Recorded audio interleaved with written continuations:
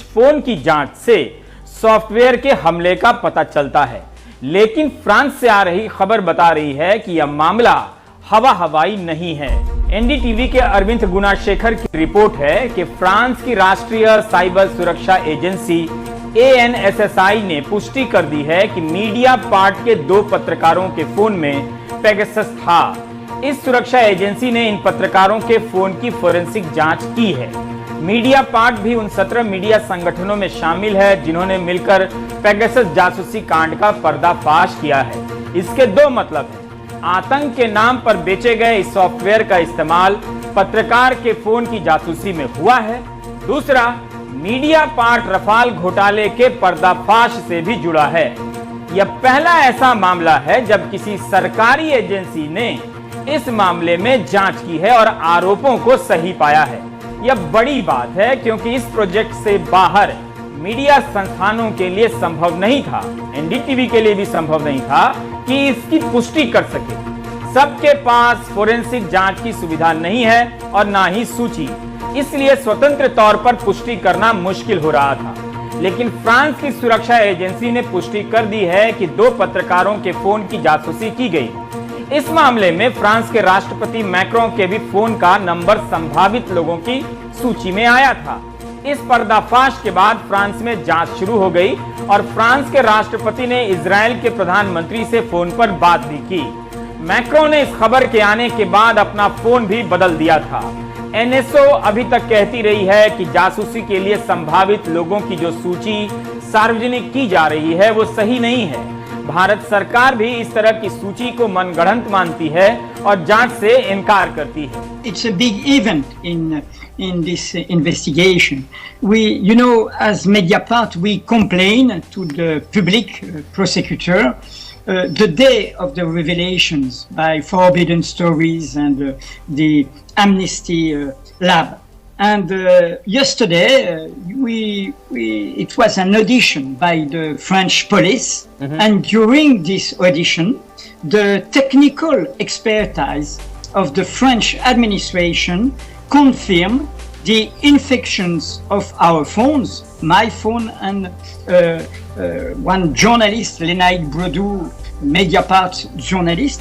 Our 2 phones were really infected by the spyware Pegasus, sold by this Israeli company NSO Group. It's a big event because we were sure with Amnesty and Forbidden. Their verification, they made it in Berlin with a technical lab, but also in Toronto at the Canada with a Citizen Lab. But now it's another verification, official verification in a judicial suite with the police, French police on the documents.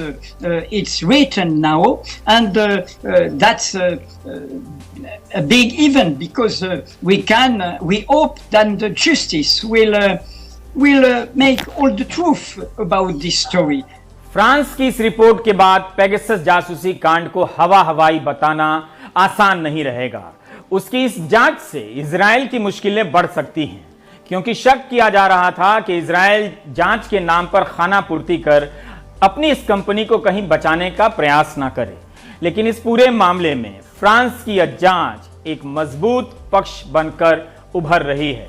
America की democratic party के 4 सांसदों ने Biden प्रशासन से मांग की है कि NSO और इसके जैसी अन्य कंपनियों के खिलाफ प्रतिबंध लगाए जाएं और इसे बंद कर दिया जाए। इजराइल का भी काफी कुछ दांव पर लगा हुआ है। इजराइल के रक्षा मंत्रालय के अधिकारियों ने पेगासस जासूसी सॉफ्टवेयर बनाने वाली कंपनी NSO के दफ्तर में छापे मारे हैं। NSO ने कहा है कि उसे भरोसा है कि कुछ भी गलत नहीं निकलेगा।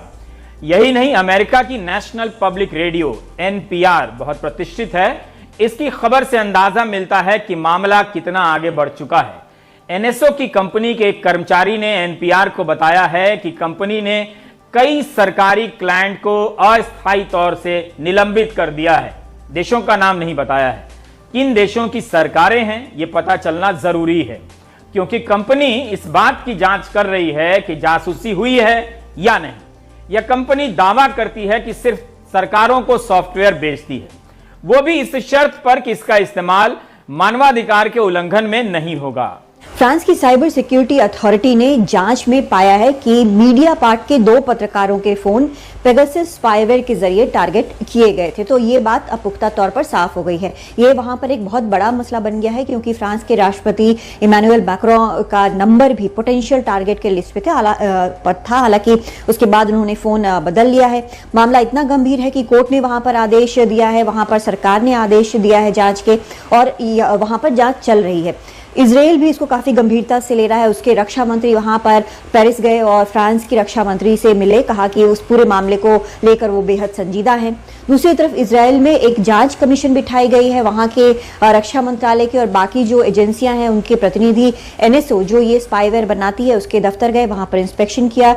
एनएसओ ने ये बात मानी भी है कि इंस्पेक्शन हुआ है। दूसरी तरफ अंतर्राष्ट्रीय मीडिया के कुछ रिपोर्ट से ये लग रहा है कि सूत्र बता रहे हैं, एनएसओ के अंदर जो सूत्र हैं वो ये बता रहे हैं कि एनएसओ ने कुछ ग्राहकों के जिनके नाम इस फेहरिस्त में सामने आए हैं जो मिसयूज कर रहे हैं स्पाईवेयर का, उनको उन्होंने अस्थायी तौर पर सस्पेंड किया है।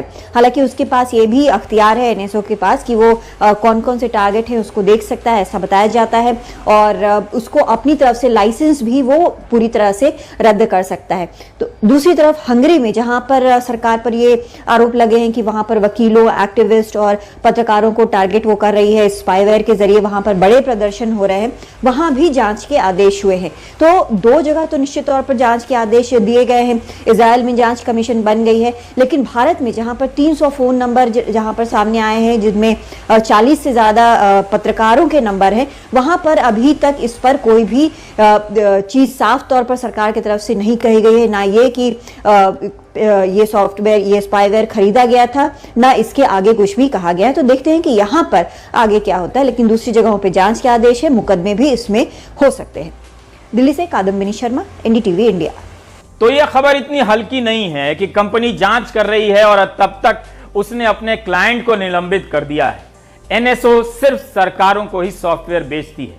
आखिर इसी तरह पनामा पेपर्स में दुनिया के 350 पत्रकारों ने मिलकर पर्दाफाश किया, तब उसके आधार पर भारत ने जांच भी की और भारत को 20,000 करोड़ की अघोषित संपत्ति का पता चला है।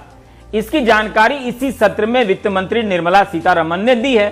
तो अब यह कहना कहां तक उचित है कि दुनिया भर के 80 पत्रकारों की यह खोज, यह रिपोर्ट भारत को बदनाम करने के लिए है। पेगासस जासूसी कांड पड़ोसी की रसोई से एक मुट्ठी चीनी चुराने का मामला नहीं है।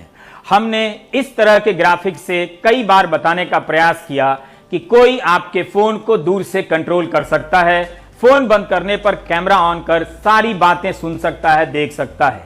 आज वरिष्ठ वकील कपिल सिब्बल ने मुख्य न्यायाधीश एनवी रमना के सामने मामले का जिक्र किया और जल्द सुनवाई की मांग की। मुख्य न्यायाधीश ने कहा कि अगले सप्ताह काम की स्थिति को देखते हुए सुनवाई की जा सकती है। द हिंदू के पूर्व मुख्य संपादक एन राम और एशियानेट के संस्थापक शशि कुमार ने सुप्रीम कोर्ट में याचिका दाखिल की है। इनकी मांग है कि अदालत की निगरानी में सुप्रीम कोर्ट के एक मौजूदा या सेवानिवृत्त जज की अध्यक्षता में पेगासस मामले की जांच हो। अगर आपने अभी तक हमारा चैनल सब्सक्राइब नहीं किया तो अभी सब्सक्राइब करें और बेल आइकॉन को क्लिक करके हमारी लेटेस्ट वीडियोस के बारे में